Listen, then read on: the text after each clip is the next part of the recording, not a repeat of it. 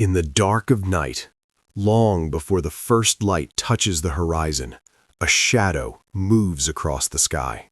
No contrails, no warning, no sound reaching the ground below. Thousands of miles from home, carrying weapons capable of ending wars, an American bomber is already in position.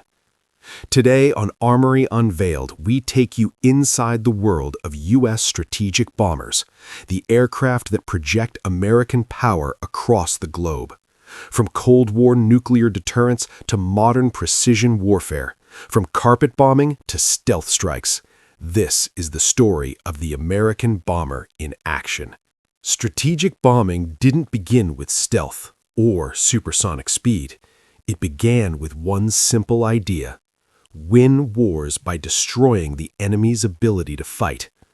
During World War II, bombers like the B-17 and B-29 devastated industrial centers and military infrastructure. Cities burned, supply lines collapsed, nations bent under sustained air assault. But the atomic bomb changed everything. In a single moment, bombing became not just tactical, but existential. After the war, the United States built a force designed not merely to win battles, but to prevent World War III entirely. In 1955, a giant took to the skies. 8 engines, massive wingspan, intercontinental range. The B-52 Stratofortress was built for one mission: deliver nuclear weapons anywhere on Earth. And it could. For decades, B-52 bombers flew continuous airborne alert missions, nuclear-armed aircraft circling the globe, ready to strike within minutes. If deterrence failed, these aircraft would be first into enemy airspace. What made the B-52 so dangerous? Range exceeding 14,000 kilometers with refueling. Payload up to 70,000 pounds, ability to carry nuclear and conventional weapons, high altitude and low-level penetration capability. During the Cold War, Soviet air defenses were built specifically to stop bombers like this, but the B-52 adapted. Instead of flying high, it learned to fly low, hugging terrain to evade radar, roaring across landscapes at treetop level. Imagine a plane the size of a commercial airliner flying lower than skyscrapers at near supersonic speed. That's the sound of strategic bombing coming.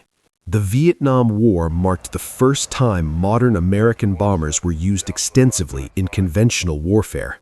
Operation Rolling Thunder, Operation Linebacker, Operation Arclight. Wave after wave of B-52 strikes pounded enemy positions, entire jungles flattened, supply routes shattered, base camps erased from existence. A single B-52 could carry over 100 conventional bombs.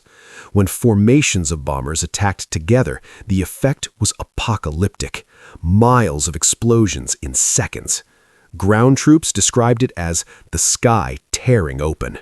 By the 1980s, Soviet air defenses had grown deadly. Missiles, interceptors, radar networks. America needed a bomber that could survive inside the most heavily defended airspace on Earth.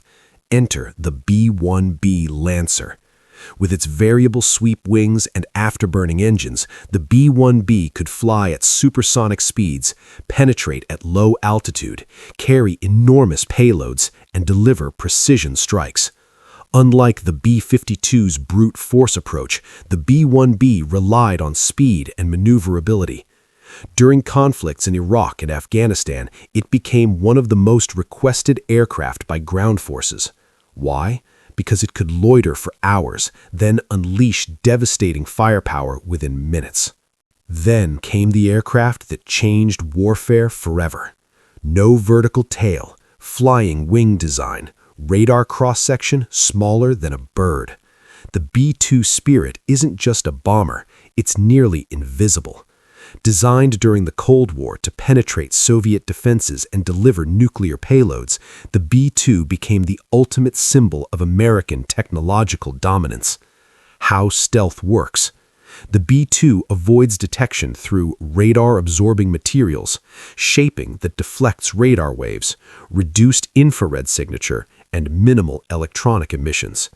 Enemy radar might see nothing at all, or just a tiny blip, indistinguishable from background noise. In 1999, the B-2 flew its first combat missions during the Kosovo War. What made these missions extraordinary? They launched directly from the continental United States. Bombers flew across the Atlantic, struck targets in Europe, then returned home non-stop with aerial refueling. Over 30 hours in the air. Single aircraft destroying multiple strategic targets with pinpoint accuracy. This was no longer carpet bombing. This was surgical warfare from another continent. Today, American bombers form part of the U.S. nuclear triad: land-based missiles, submarine-launched missiles, and strategic bombers. Bombers offer one critical advantage: they can be recalled. Unlike missiles, which cannot be stopped once launched, bombers provide flexible deterrence, a visible demonstration of power without immediate escalation. When tensions rise, bombers deploy forward to Allied bases around the world. Their presence sends a clear message: America can strike anywhere, anytime. Modern bombers don't just drop bombs randomly. They deliver GPS-guided JDAMs, cruise missiles, bunker-busting weapons, and standoff precision munitions. A single aircraft can destroy dozens of targets in one mission: air defenses, command centers, runways, infrastructure, all while staying far outside enemy missile range. The battlefield has become digital, and bombers are now flying weapon platforms rather than simple bomb carriers. The next evolution is already here. The B-21 Raider represents the future of long-range strike capability. Built for an era of advanced air defenses, hypersonic weapons, electronic warfare, and space-based surveillance.